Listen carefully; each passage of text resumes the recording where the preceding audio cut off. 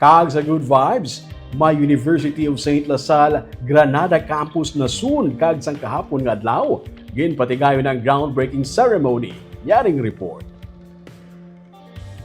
Sa sini nga 55-hectare nga duta sa Barangay Granada sa Bacolod City, ginaamat-amata na patukod ang bago nga campus ng University of St. Lasal. Una nga ipatukod diri amo ang Ramon F. Villavicencio AFSC Center for Innovation and Technology.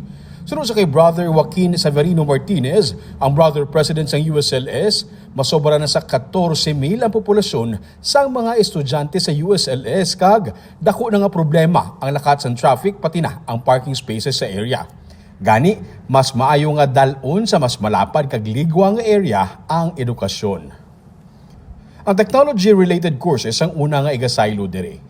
So now is the time for education to invest here when the main campus is no longer sufficient for the needs of the university. Yes. Partly because also our aim is to attract the whole Western Visayas to come over here because of the really qualified faculty from the College of Computing Studies who are majority taking their doctorate in IT in Dilisio, Manila. They will be finishing soon.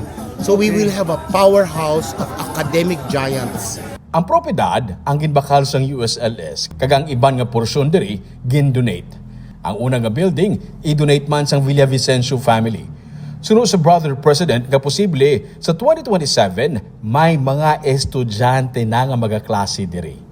Definitely once this building is up in a year and a half time,